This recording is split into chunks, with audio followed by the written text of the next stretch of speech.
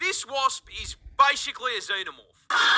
Introducing the tarantula hawk wasp, possibly one of the most nightmare-inducing insects on the planet. And the reason it's such a threat to your mental health is because its hunting and reproduction strategy is ripped straight from Ellen Ripley's autobiography.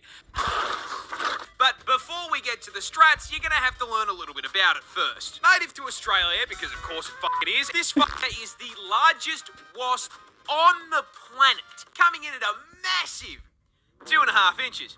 Which, I mean, boys, we would all agree, well above average, right? Huge. And this is probably the most effective 2 inches has ever been because it has the second most painful sting of any insect on the planet, coming in just barely behind the bullet end. Pack and a half-inch stinger with a potent venom that has been described as blinding, debilitating, and electric. Now, the size and poison aren't just for nothing, because as the name tarantula hawk wasp suggests, they are purpose-built, genetically perfect killing machines designed specifically to violate spiders, making Australia basically an all-you-can-eat buffet for them. But they don't just execute the spiders. No, that'd be too normal. Hawk wasps use spiders to reproduce in one of the most horrific ways possible. And that all starts with a female hawk wasp hunting down a tarantula. As the buff bulking spider takes a wrong turn down a dark alley, the hawk wasp, noticing the 8 sets of TNs on his feet, proceeds to fucking jump him, flying down from above to land a sting into the spider's abdomen, instantly and permanently paralysing it. The Bug Harbour butcher then proceeds to drag the still completely conscious and aware spider into an isolated kill room, which is where the fucked up part really begins. Because our wasp isn't hungry, it's pregnant, and proceeds to lay its egg on the paralysed spider's abdomen. After about 3 to 4 days, that egg hatches into a larvae. A very, very hungry larvae. Fortunately, there's a whole bunch of fresh fruit right here underneath them. That food being the still paralysed, still very conscious and aware spider. The larvae burrows into the spider's abdomen and gets to work converting it into a KFC family bucket, consuming it from the inside out, purposely avoiding vital organs to keep the food nice and fresh. After it's done consuming a living being, the larvae breaks forth from the demolished corpse like a fucking chestburster and fucks off to continue the generational arachnid violation. Anywho, good luck getting any sleep tonight.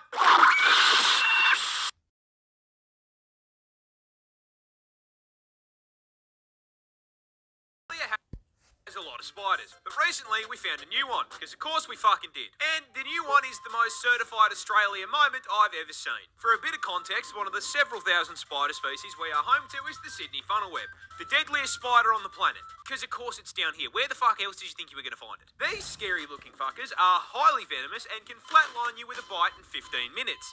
And if you think wearing thick clothes will save you, be aware the bastards have fangs long enough to punch through shoe leather. Now, why do I bring these little nightmares up? What is the one thing worse than a spider rocking armour-piercing rounds that can send you to heaven with same-day delivery? A bigger spider rocking the same perk setup. That's right, Australian scientists have found a brand new species of this funnelweb that is even bigger. How much bigger? Well, the standard Sydney funnelweb grows to around 5 centimetres or 2 inches. And I mean, if you're asking me, 2 inches is more than enough. 2 inches is actually fucking huge. By comparison, this is the new one. It's twice the fucking size, cunt. 4 inches of 8-legged menace to the animal kingdom. But that isn't even the best part. You see, do you know what they named this thing?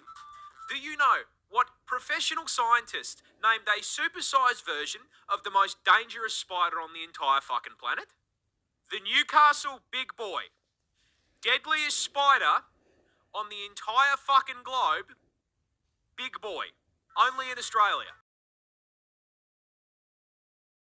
I want you to imagine you're cave diving. You turn a corner and see a spider web the size of the fucking wall. I regret to inform you that no, this is not fake. This is an actual photo from the inside of a cave on the Greek-Albanian border, where scientists have discovered the world's largest spider web, located in a portion of the cave crammed to the brim with sulphur. that has quite literally never seen the light of God, this wall of white sticky stuff spans 1,100 square fucking feet. That is the size of a 2-bedroom fucking house. However, finding the average Australian home on the wall of a cave at Y11 brings up a far scarier question. What the fuck built it? Well, to the relief of many, no, we did not discover a giant spider lair. Nor is this the result of a single spider with creative mode and world edit. No, it's far fucking worse. Because this web is the arachnid equivalent of getting the boys on for a 2-week Minecraft phase.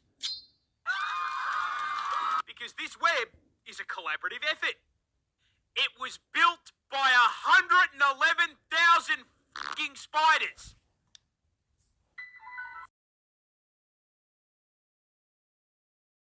Touching this plant will put you in the hospital. I'm dying. This is the Gimpy plant, a piece of foliage native to the land down under. And surprising no one, not only is the thing venomous, it is in fact the most painful plant on the planet. Because yeah, no, of course, man, even the fucking leaves down here have a problem with me. Growing in the rainforests of northern Queensland, these hell bushes are covered in tiny hairs that upon closer inspection aren't hairs at all and are actually thousands of hypodermic needles waiting to stab you and break off inside your skin if you so much as brush them. Once inside you, these needles will inject you with, I am not kidding, neurotoxin and cause absolutely excruciating pain. I mean, like comedic levels of pain. With one person describing it as being covered in hot acid and electrocuted, and another woman saying that it was straight up more painful than childbirth and she'd given birth 4 times. And the fucked up part is, the neurotoxin isn't even lethal. So this spiteful cunt of a plant is hurting you purely for the love of the game. Mind you, there are reports of people saying getting stung by this thing is actually worse than being put in the ground. This is because Groot's little hellspawn cousin here can continue hurting you for literal years after being stung. This is because those thousands of little hypodermic needles are actually made out of silicon, meaning your body can't break them down. And with how thin they are, your skin will usually close up over the top of them, meaning that these neurotoxin-emitting slivers can sit inside your skin for literal years, releasing more neurotoxin any time that they're moved or disturbed. This constant, chronic, agonizing pain is so unbelievably bad that there have even been records of, trying not to get banned here, people Alt F4ing existence to make it stop. This particular incident came from a man who accidentally used one of the plant leaves as toilet paper. I don't think it gets much worse than neurotoxin to the nuts. This isn't a spider, it's a snake. Introducing the Iranian spider-tailed horned viper, as the name suggests, native to Iran, and you are all probably wondering why the f*** this snake has decided to attach a cosplay of the average Australian resident to his tail. The answer is food. You see, every known snake species is a predator. Some eat Bambi, others eat Remy, and the spider tail, not unlike myself, absolutely fucking loves KFC. However, birds famously tend to fly, and last I checked, note ropes don't have wings. So, how does this viper get his zinger box? The answer is again, food. You see, birds eat insects, and the spider tail knows this. So, rather than trying to chase his prey down, this lazy fucker has evolved the evolutionary equivalent of DoorDash. You see, when a viper feels like a meal, it'll start the hunt by finding a nice rocky outcrop to curl up on like a couch. And due to the camouflage on his scales, this snake becomes practically invisible. Once he's nice and cozy, he begins to slowly wiggle his tail back and forth in front of his face, perfectly mimicking the motion of an insect. Think of this as him placing his Uber Eats order. Meanwhile, up in the air, our undercooked chicken tender is flying around when, holy shit, a free meal! What a delectable bug, just sitting there on that rock. And so, Tweety Birdie swoops down to grab himself an insect Happy Meal. And just as he's about to reach his meal,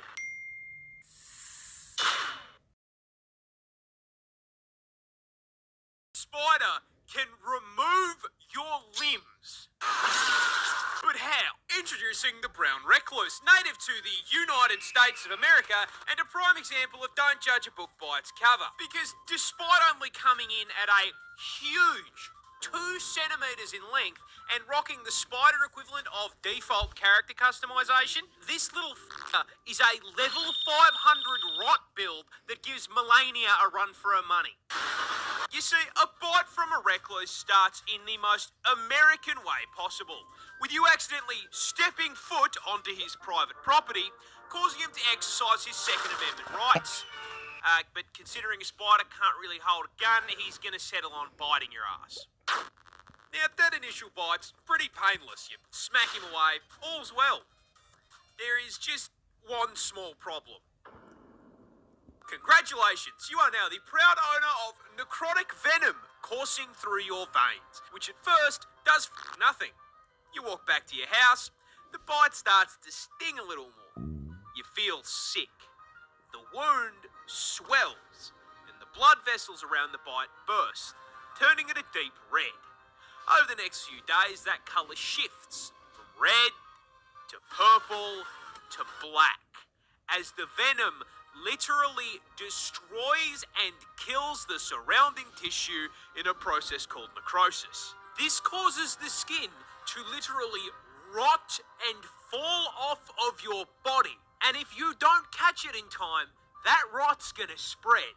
If you're lucky, it'll only make you violently ill and leave permanent scarring.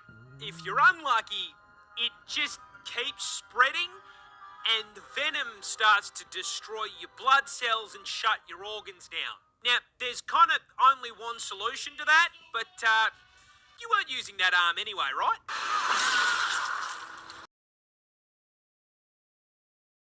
Australia just found a new record-breaking insect. But before I show him to you, how the do we keep finding new bugs? You see, Australia is home to an estimated 200,000 species of insect, which is pretty damn impressive, especially when you consider the only place you're going to find more bugs than that is by counting the roach population in Asmongold's walls. Now, the scary part of this is that out of that 200k, we've only actually identified 62,000, meaning that we have no idea what nearly 3/4 of the bugs in the country actually do. You like jazz? And so it should come as no surprise that while exploring Australia's dense rainforests, 2 scientists discovered a new record holder for the largest insect in the land down under, and it's a stick bug. Introducing Acrophila alta, and coming in at a full 40 centimeters and 44 grams in weight. I don't think that qualifies as a stick insect anymore. That's Groot. Australia's very own Erd tree avatar was discovered in Queensland.